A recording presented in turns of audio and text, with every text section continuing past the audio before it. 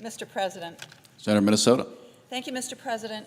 To begin, I ask unanimous consent that the following interns in my office be granted floor privileges for the day: Hannah Schechter, Rosemary Lofstrom, Molly Burr, and Juliet Sanchez. Without objection. Thank you, Mr. President.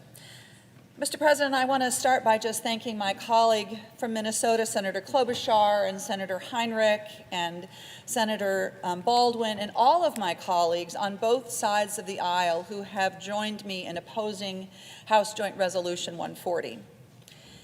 And, I start from this place. One of our most important responsibilities, I think, in this body is to protect our precious public spaces. Those places that, as Senator Heinrich just said so eloquently, help to forge our national identity and connect us to our past and to our future. I'm thinking of places like Yosemite and the Black Hills of South Dakota and the Grand Canyon, and of course the Boundary Waters. And traditionally, historically, in this body, we have approached our responsibilities to protect these precious places with a sense of balance.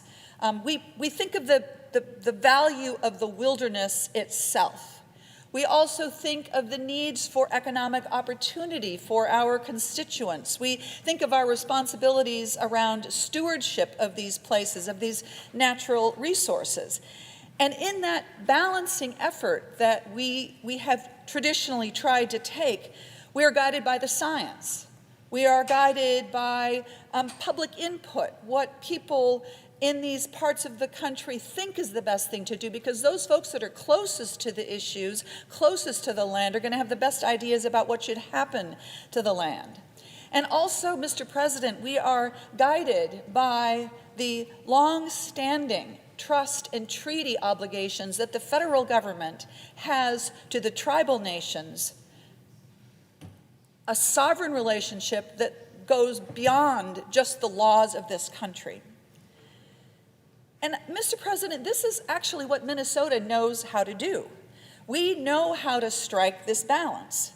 Minnesota is the #1 producer in the country of iron ore. The battleships and the tanks of World War II were built with Minnesota iron. And Minnesota is also moving down the path of figuring out how to safely and responsibly mine the copper and the nickel and the platinum group of metals that are there in the Duluth complex up in northern Minnesota. You could see it in the maps that I was showing last night. But, Mr. President, Minnesota also understands, we know that you can support mining, but that does not mean that you support every mine in every place. And I think that this is a bipartisan, and we understand this in our country. We can support the need for mining, but that doesn't mean that we mine on the edge of Chaco Canyon or on the rim of the Grand Canyon. And it does not mean that we think that a copper sulfide mine on the doorstep of the Boundary Waters is a good idea. So, colleagues, what you are about to do, should you end up passing House Joint Resolution 140, what you are about to do is to fly in the face of that balance that has traditionally been a bipartisan goal, something that we have traditionally worked on together. You are about, should you make this vote, you are about to overturn a public land order that was put in place 3 years ago that stopped not all mining, colleagues, but this particular kind of copper sulfide mining for 20 years in just one place, in the Superior National Forest on the doorstep of the Boundary Waters. And if this is the decision that you end up making, colleagues, in this goal that we have of striking a balance, you are picking one side over the other. You are putting your thumb on the wrong side. When it comes to protecting this precious place, you're choosing the wrong side because you're not protecting this place that needs our support, needs our protection.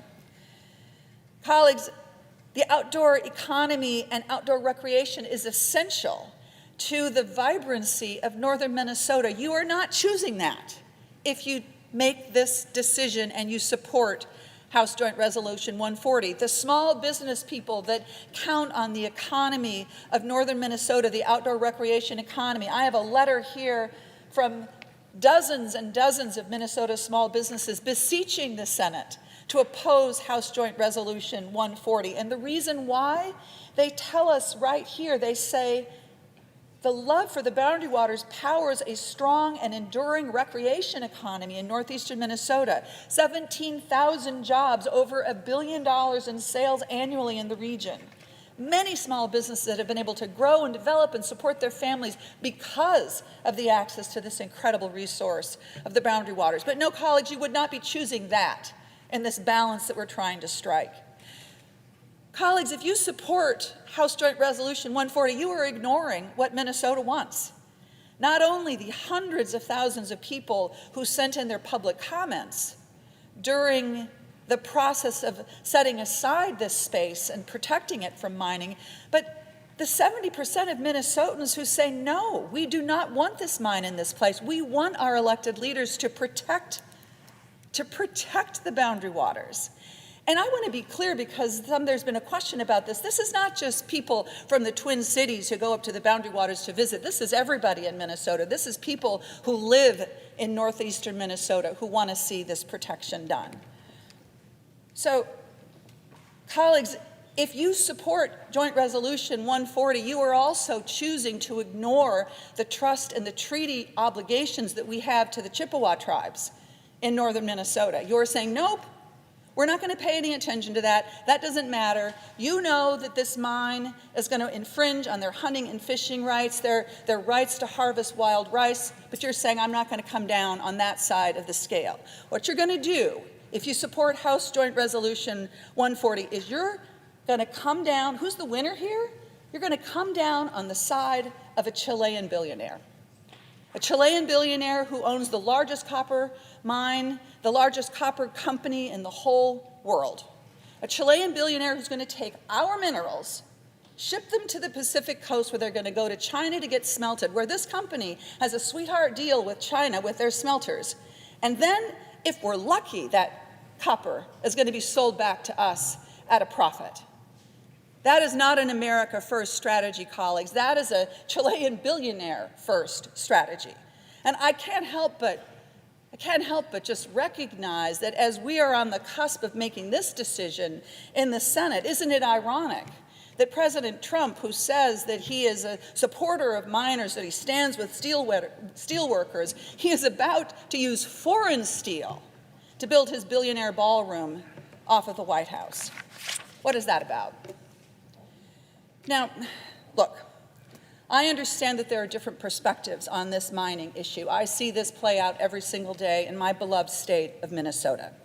But as you vote, I ask you to think about this. I ask you to think about the precedent that you are setting here. Because here's what I've learned after having been in the Senate for the last 9 years. What goes around comes around. What goes around comes around. Because what you would be doing here, colleagues, is you would be allowing public land order, this public land order, to be rescinded under the Congressional Review Act. This is a dangerous precedent. This has never been done before. Public land orders have never previously been submitted by any administration, including the Trump administration, as rules subject to the CRA. This would be the first one submitted, even though this public land order was submitted 3 years ago, processed legally, done by the book that Congress wrote. So what would this really mean if this is the step that the Senate takes today? What this would mean is that any public land order that has been done over potentially decades could then be rescinded by some partisan act of Congress just willy-nilly. Think about what this means. It means mineral leases. It means timber public land orders in North Dakota. It means that any public land order that has been out there in the past, or potentially any administrative action, could be just undone under a privileged process in the United States Senate. Colleagues, I beseech you not to do this. I know that this is a terrible thing for us to do. I know that not only will it have impacts for my beloved boundary waters in my state, but that it will have impacts in all of our states.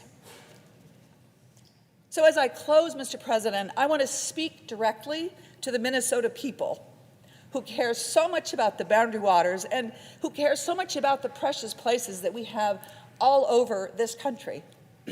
You have organized, you have made calls, you have sent messages. I'm thinking about the hunting and fishing groups, I'm thinking about the outdoor groups, I'm thinking about the Minnesota citizens and American citizens, I'm thinking about all of the tribal leaders and members who have made your voices heard. And I want everyone to know that whatever the outcome of this vote this afternoon, that we will not stop fighting and we will not stop our work to protect the boundary waters. Of all the places that we have in this country, this place has such special meaning. It is a sacred place, and we will never stop defending it. Thank you, Mr. President. I yield the floor.